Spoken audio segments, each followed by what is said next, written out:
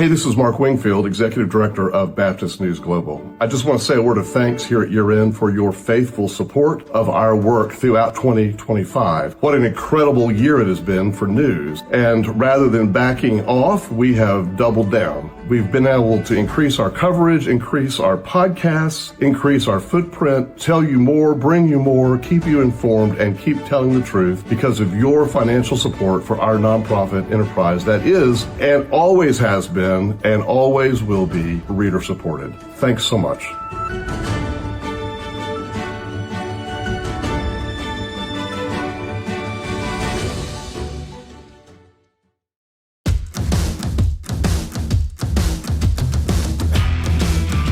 Welcome to another change-making conversation from Baptist News Global.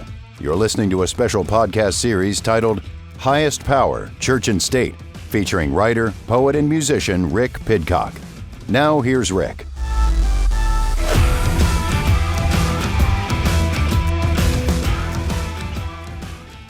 It's the day after Christmas, or if you're someone who celebrates the church calendar, it's the second day of Christmas, also known as the Feast of St. Stephen, who was the first martyr. So many Christians tend to connect the birth of Jesus with the suffering of his followers on this day. One of the themes you'll often hear around Christmas is that Jesus was born to die. And in a similar sense, Jesus' followers are born to die. Die to themselves, die to the world, and possibly die in martyrdom if necessary. Much of the emphasis in Christian theology has to do with the wages of sin being death, or with Jesus dying for our sins. Young Earth creationist ministries like Answers in Genesis reject evolution or deep time, in part because they say there couldn't be any death, including animal death, before the fall. Because of the connection between Jesus' birth and death, for many of us, Christmas has also been tangled up with fear. Fear about salvation, fear about belief, fear about what happens after we die. We've been told that the Incarnation was necessary because humanity was broken beyond repair, and that salvation means escape out of this world and into another one. But what if that's not the whole story? What if Christmas isn't about God rescuing us from creation, but God entering into it? What if the Incarnation isn't a divine exception, but an apocalypse, a revelation of what has always been true about reality? And what if salvation isn't about avoiding hell, but about becoming whole and being home? In this episode, I want to reimagine salvation through the light of Christmas, not as a transaction to satisfy divine anger, but as the unfolding of love within a living, evolving cosmos.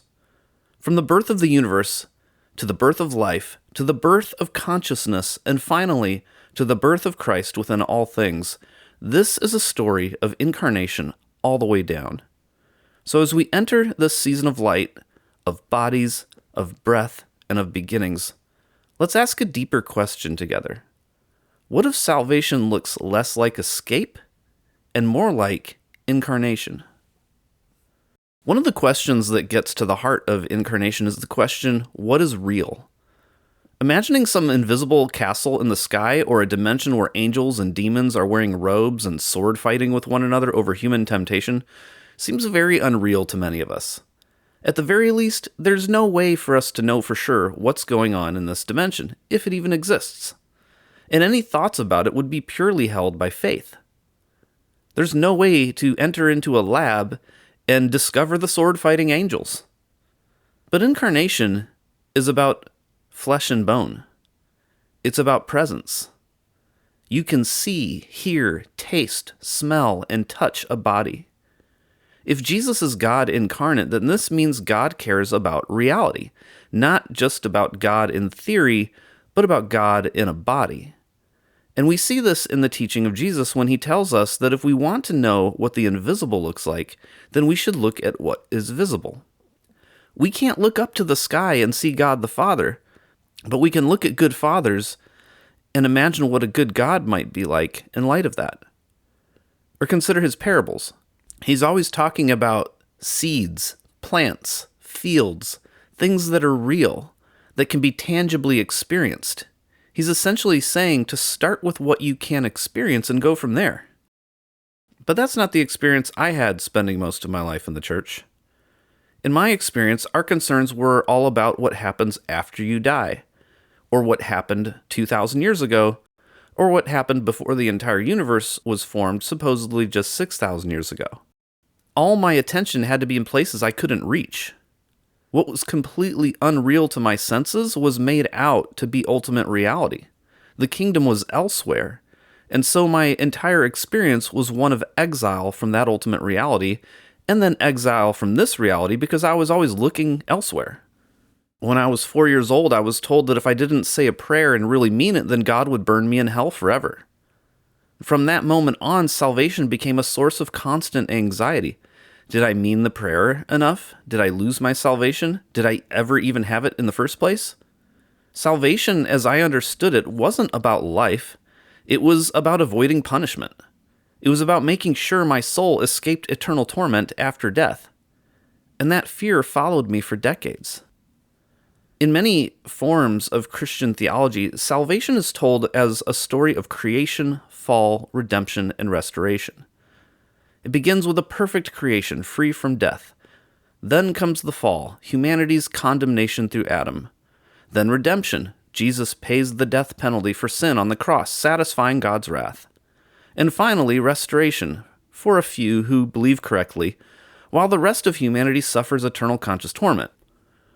The story may vary in details, but its shape remains the same, and it was crafted within a very specific understanding of the universe.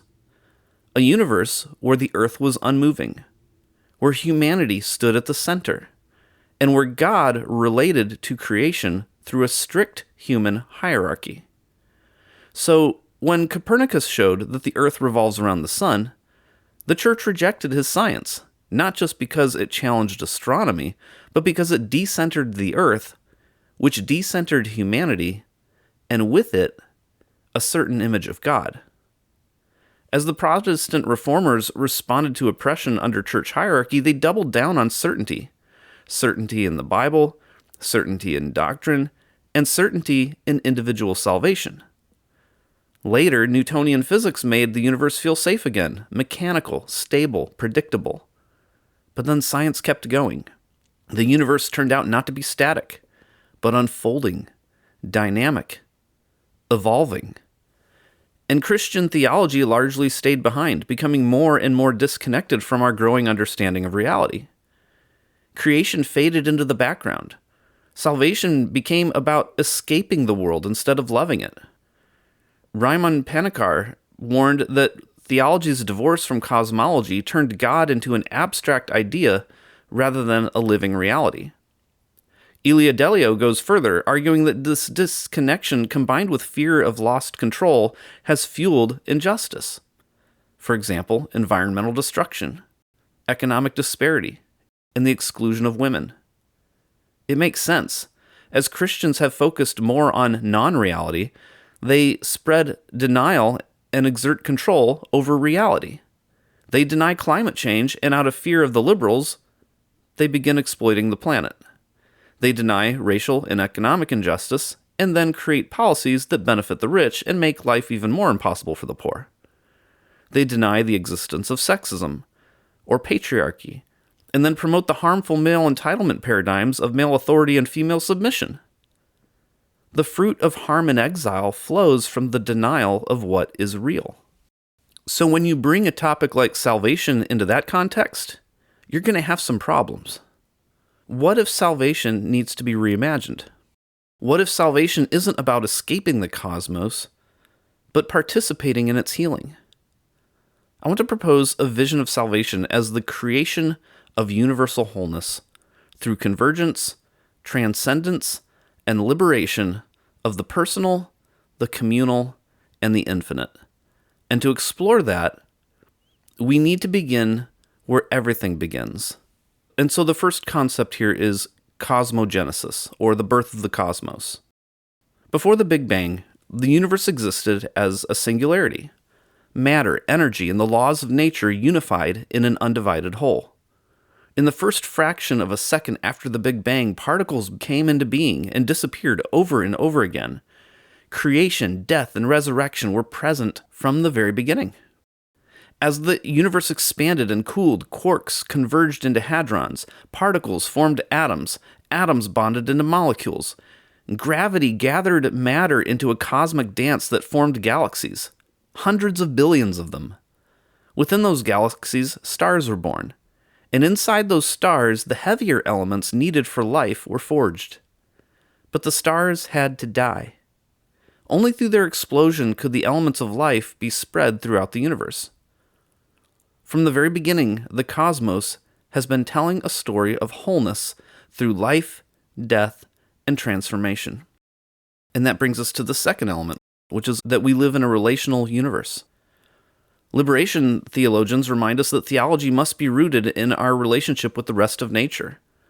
Others describe reality as a web of relationality, dynamics, complex, and ongoing. When we consider the story of salvation within the story of nature, we discover something profound. The universe is not moving toward separation, but toward greater union, complexity, and depth.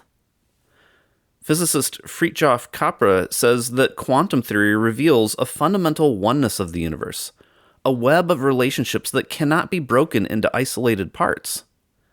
So any theology that assigns separate eternal destinies to disconnected individuals is a theology that does not reflect the reality of the web of relationships that cannot be broken into isolated parts. Arthur Koestler used the word holon to describe this. Each part of the universe is both a whole in itself and part of a larger whole. So salvation then must ask, how do we participate in wholeness now, based on how the universe has always been becoming whole?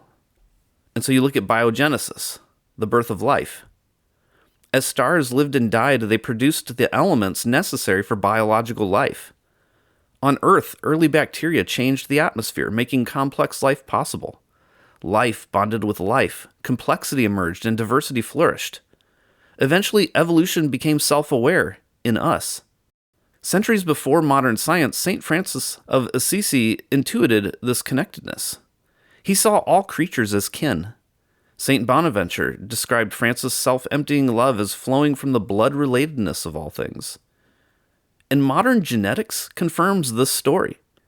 Humanity did not descend from a single individual or a single couple, but from a whole community. Which means salvation cannot be built on the idea of guilt inherited from one man named Adam. It must be built on a cosmic story far older and far richer. In Neogenesis, we see the birth of consciousness. As humans evolved, we carried our past with us. Our brains reflect this journey. We have a reptilian brain wired for survival, a mammalian brain wired for desire, and a primate brain wired for relationship, language, and creativity. Of course, our understanding of these things are always unfolding, but the fact remains that each of us contains a complex network in our bodies, and every relationship we form deepens it further. And this matters, because any theology that condemns people for beliefs and behaviors formed beyond conscious awareness is a theology that ignores neuroscience and loses its humanity. Understanding the limits of free will should move us to echo the words attributed to Jesus at the cross, when he said they do not know what they are doing. And what was Jesus' posture toward us when naming that? It was a posture of forgiveness rather than condemnation. So early human consciousness was mythic, tribal, and ritualistic. Nature was sacred. Humanity and the earth were expressions of one life. And the Hebrew scriptures emerged in this world. Stories were shaped by liberation and trauma and power. Later, during the axial age, consciousness began to shift. Individuals became rational critics. Cultures interacted. Theology became more abstract and more individualistic. This shaped Christian salvation theology: individual sin, individual atonement, individual destiny. Over time, multiple atonement theories began to emerge: penal substitution, Christus Victor, moral influence, all reflecting the social locations of those in power. And modern science eventually revealed the limits of all of them, because in each one of these atonement theories, they tend to describe human anxiety more than they do cosmic reality. But today, Instead of turning to religion for salvation, many are turning to technology. Transhumanism promises immortality through machines. It's mind without a body. Yet this vision is cut off from the biological story of the cosmos. The way forward is neither escape into heaven nor escape into code. The way forward is deeper embodiment. Liberationist theologies, feminist critiques, post-human mysticism, and ecological consciousness all point toward a new way, one that is communal, planetary, and cosmic. And that brings us to Christogenesis, the birth of Christ in all things. The force driving cosmogenesis, biogenesis, and neogenesis is love. We have agape, which is self-giving love, eros, which is creative desire, and philia, which is communal commitment. And remember the story of the stars. Stars must become themselves before they can die and give life to others. Life must root itself deeply before it can transcend itself. Humanity, therefore, must belong to the earth before it can move beyond it. And if this story is true, then perhaps salvation is not about appeasing the wrath of the highest one at the top of the hierarchy, but simply about revealing reality. Raimon Panikkar called this the cosmotheandric vision, the seamless unity of cosmos, humanity, and God. And seen this way, Jesus becomes a deep incarnation, a life that carries within it the story of the entire universe. Jesus' body bears the elements of dying stars. His DNA echoes every creature.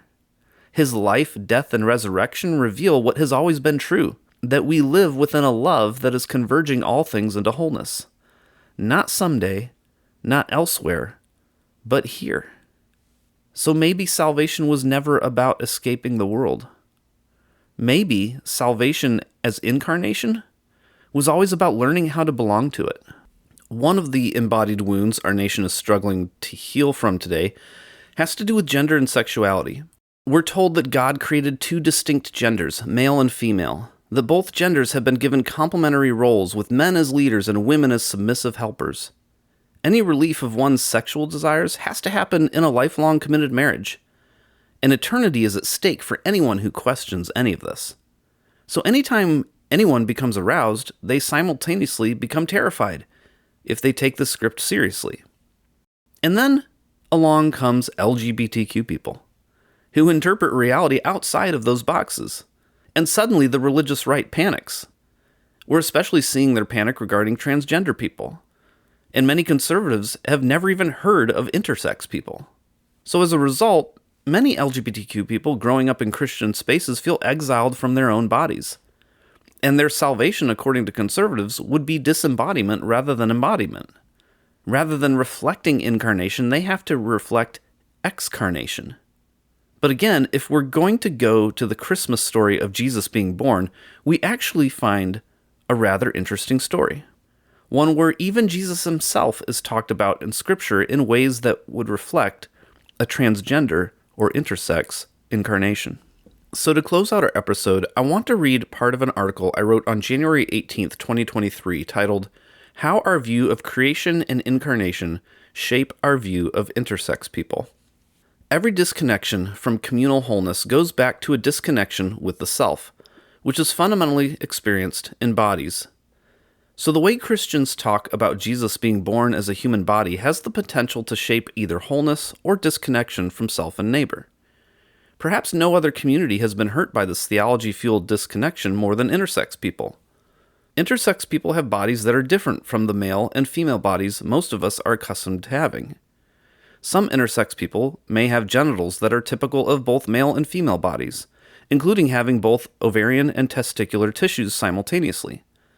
Others may have chromosomes that are different from what would be expected for their physical appearance, and may never know they are intersex. While many people have not considered this reality, intersex bodies are common in a variety of species. Because all theology is ultimately an exercise of faith, it lives within a spectrum ranging from speculation to interpretation. But whether our theology is accurate or not is beside the point. What matters is the way Christians talk about theology, especially regarding the incarnation of God being born in the body of Jesus, because it affects the communal wholeness of intersex people. The incarnation as a reaction to brokenness. Conservative evangelicals have been shaped by a cosmo-theological narrative of creation, fall, redemption, and restoration. They believe in God creating everything perfectly whole, but that sin entered the world and brought brokenness, especially experienced in human bodies and sexuality. Then they believe Jesus came as a reaction to our brokenness to redeem some of our souls, and that he eventually will return again to restore Christian bodies back to original perfection. Besides its obvious disconnections from evolutionary reality, this narrative frames the incarnation of Jesus as a reaction to brokenness, and frames the identities of our bodies and sexuality as broken. And this is why so many believe LGBTQ people as well as intersex people are manifestations of brokenness. In an article at the Gospel Coalition, Denny Burke called intersex people a, quote, morally confounding situation, an ethical challenge, and a problem. Rather than offering any helpful thoughts, Burke responded by lamenting progressive and liberal Christians committing a, quote, sustained assault on what the Bible teaches about gender and sexuality, in a Bible-ignoring zeitgeist, unquote. In other words, the net result of the Gospel Coalition's response to intersex people is universal disconnection. The incarnation is overflowing love. But there is another view of the incarnation that is older than evangelicalism. Dennis Edwards, who was a priest as well as a professor at the Catholic Theological College, notes, quote, in one view, the incarnation is thought to have been caused as a remedy for human sin. In the other, associated with Franciscan theology, particularly Duns Scotus, 1266 to 1308, God's plan of creation always had the incarnation of Christ at its center.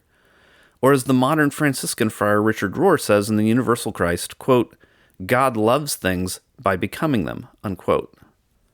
To frame the incarnation as God's becoming human in overflowing love is to affirm the goodness of human bodies and sexuality and the fullness of God experienced in them. And thus, when we see intersex people in light of an incarnation of overflowing love, we no longer experience brokenness, but infinite wholeness. The incarnation is the intersex body of God. Conservative evangelicals believe gender and sexuality binary distinctions are rooted in creation itself, which is a reflection of a distinct God. They often go so far as to demand that all members of the Trinity be referred to with exclusively he/him pronouns.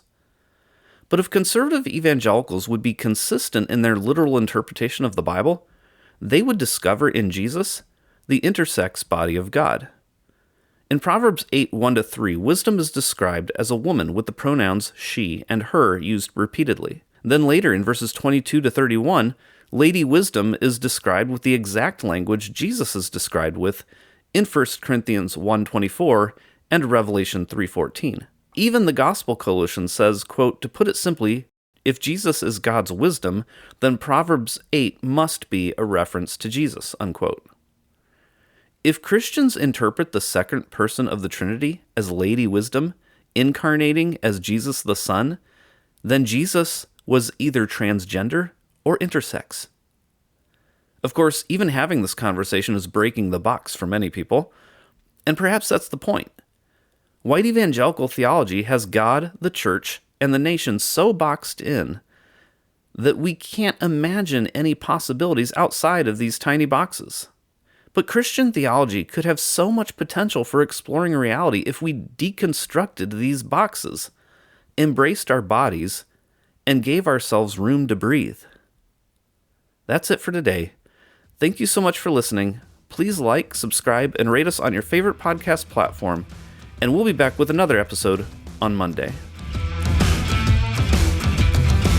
This has been another change-making conversation from Baptist News Global. The episode you've just heard is part of a special podcast series titled Highest Power, Church and State. Be sure to follow BNG daily at baptistnews.com and subscribe to get notifications about future episodes. Baptist News Global is a national nonprofit news service that is independent, free, and faithful. BNG is supported by readers and listeners like you. Learn more at baptistnews.com. This episode was produced and edited by Mac Bowles of TKG Communications, LLC, Dallas, Texas.